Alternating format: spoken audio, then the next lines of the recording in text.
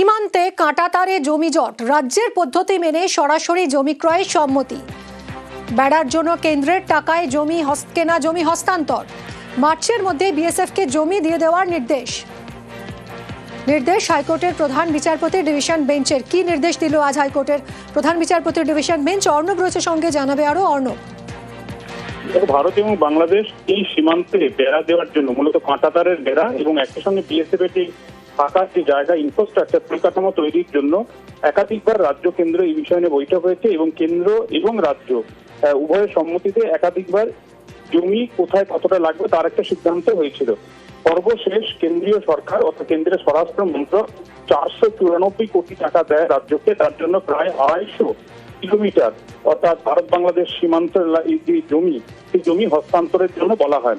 কিন্তু 71 কিলোমিটার প্রাথমিকভাবে সেটা শনাক্ত হয়, প্রক্রিয়া হয়, কিন্তু বাকি জমি প্রায় 177 কিলোমিটার এবং দার্জিলিং এ প্রায় 6 একরের মতো এই জমি পাচ্ছিল না বিএসএফ।